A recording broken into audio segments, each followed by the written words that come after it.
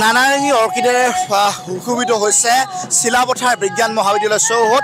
প্ৰতি বছৰৰ দৰে চিলাপথাৰ বিজ্ঞান মহাবিদ্যালয় চৌহদত জকমকাই ফুলিছে বিভিন্ন প্ৰজাতিৰ অৰ্কিড। আৰু প্ৰতি বছৰে যিহেতু চিলাপথাৰ বিজ্ঞান মহাবিদ্যালয় আৰু অসম অৰ্কিড ছ'চাইটিৰ উদ্যোগত অনুষ্ঠিত কৰি অহা হৈছে অৰ্কিড মহোৎসৱ। আৰু যিহেতু এই মুহূৰ্তত মই চিলাপথাৰ বিজ্ঞান মহাবিদ্যালয়ৰ বাকৰিত আছোঁ, মই দৃশ্যাংশ দেখুৱাইছোঁ।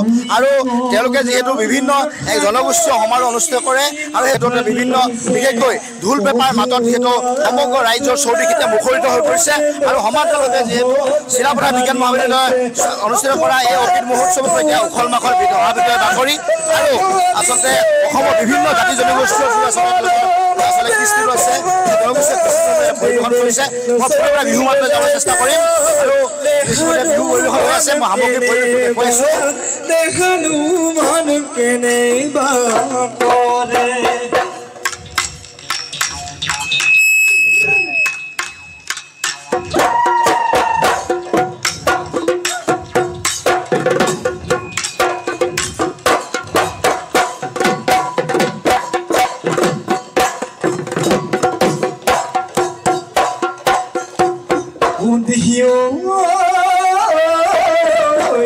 পানী ধুনীয়া নীলাব ৰনিয়া নীলাব ৰনিয়া উজাই নুমালি মাছৰ উজাই নুমালি মাছৰ যাক দেহিও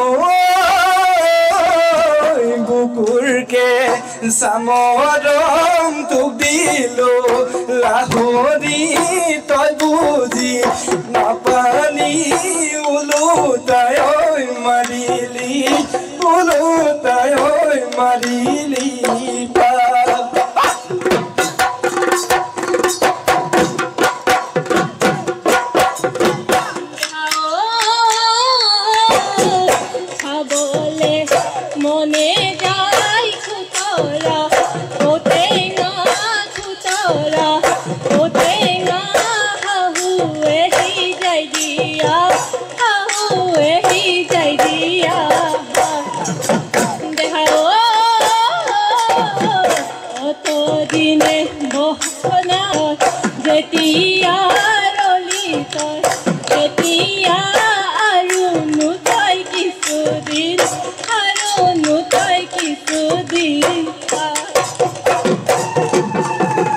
আমাৰ সৈতে যিহেতু মহাবিদ্যালয়ৰ অধ্যক্ষ ডক্টৰ ৰঞ্জিত শইকীয়া আছে, মই তেখেতৰ পৰা জানিবলৈ চেষ্টা কৰিম।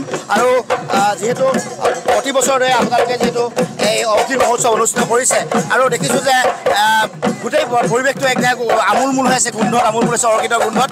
আৰু এইবাৰ কেনেধৰণৰ এটা আপোনালোক কিমানটা অৰ্কিডৰ প্ৰজাতি ফুলিছে আৰু গোটেই পৰিৱেশটো আমি জানিব বিচাৰিছোঁ। বসন্তৰ আগমনৰ বতৰালৈ যেনেকৈ কুলি কেঁতিবিলাক আমাৰ অসমত পদাৰ্পণ কৰিছে, ঠিক তেনেকৈ চিলাপথাৰ বিজ্ঞান মহাবিদ্যালয়ৰ চৌহদত থকা নানাৰঙী কপৌফুল ফুলিবলৈ ধৰিছে। আৰু এই কপৌফুল ফুলাৰ লগে লগে আমি এনেকুৱা ধৰণৰ এটা পৰিৱেশ সৃষ্টি হৈছে। অসমৰ বিভিন্ন প্ৰান্তত নিশ্চয় থকা যিসকল অৰ্কিড প্ৰেমী আছে, সেইসকল লগ লাগি আজি আমি চিলাপথাৰ বিজ্ঞান মহাবিদ্যালয়ৰ বাকৰিত অৰ্কিড ফেষ্টিভেল আৰম্ভ কৰিছোঁ। থলুৱা প্ৰজাতিৰ অৰ্কিড ইতিমধ্যে চিলাপথাৰ বিজ্ঞান মহাবিদ্যালয়ৰ অৰ্কিড হাউচত আছে। আৰু মহাবিদ্যালয়ৰ চৌহদত থকা প্ৰতিজোপা গছতে আপোনালোকে দেখিবলৈ পাব বিভিন্ন প্ৰজাতিৰ কপৌফুল। আৰু এতিয়া ফুলাৰ সময় আৰু ফুলি আছে। আৰু এই কপৌফুলখিনি ফুলাৰ কাৰণে আমাৰ মন উৎসাহ উঠলি উঠিছে। আৰু তাক লৈ আমি এটা বসন্তৰ আদৰণি অনুষ্ঠান পাতিছোঁ। আৰু এই বসন্তৰ যি আদৰণি অনুষ্ঠান, এই আদৰণি অনুষ্ঠানৰ মূল লক্ষ্য হ'ল যে মহাবিদ্যালয়ৰ অধ্যয়নৰত বিভিন্ন জাতি জনগোষ্ঠীৰ যিসকল ভাষা ভাষীৰ লোকে ছাত্ৰ ছাত্ৰী পঢ়ি আছে, সেইসকল ছাত্ৰ ছাত্ৰীৰ যি ৰং, সেই ৰংটো ছাত্ৰ ছাত্ৰীখিনি একেলগে সমাগত কৰি আমি এটা জনগোষ্ঠীয় সাংস্কৃতিক সমাৰোহৰ আয়োজন কৰিছোঁ। আৰু সমাৰোহ আৰম্ভ কৰাৰ আগমুহূৰ্ততে এয়া এটা বিহু অনুষ্ঠান, আমাৰ জাতীয় বিহু। এই বিহুটোতে আমি কাৰ্যসূচী আৰম্ভণি কৰিছোঁ। ইয়াৰ পিছতে প্ৰায় 2:30 জনগোষ্ঠীয় সাংস্কৃতিক সমাৰোহ হ'ব, যি সমাৰোহত অসমৰ বিভিন্ন প্ৰান্তৰ জনগোষ্ঠীৰ ছাত্ৰ ছাত্ৰীসকলৰ সেই ভিৰ দেখিবলৈ পোৱা যাব।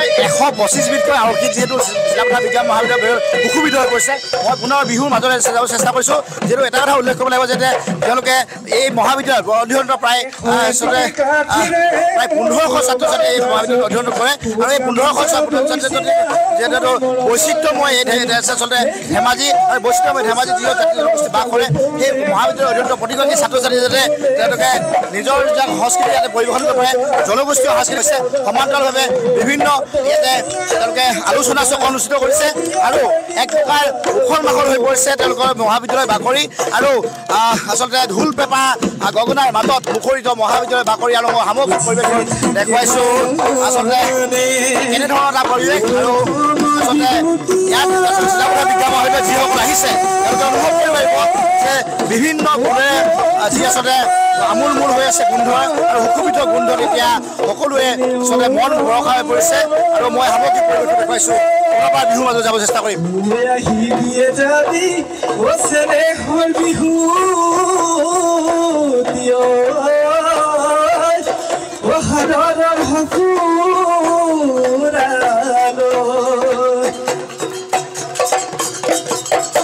হয় এনেধৰণে এতিয়া উখল মাখল চিলাপথাৰ বিজ্ঞান বাকৰি আৰু বিভিন্ন কাৰ্যসূচীৰে সমাজলৈ বসন্ত অনুষ্ঠান অনুষ্ঠিত কৰিছে চিলাপথাৰ বিজ্ঞান মহাবিদ্যালয়ৰ এই বাকৰি আপুনি বিচৰা বাতৰি পাব কেৱল নিউজ 18 এপত নিউজ 18 এপ ডাউনলোড কৰিবলৈ স্কেন কৰক এই QR কোড গুগল প্লে ষ্টৰতো পাব এই নিউজ 18 এপ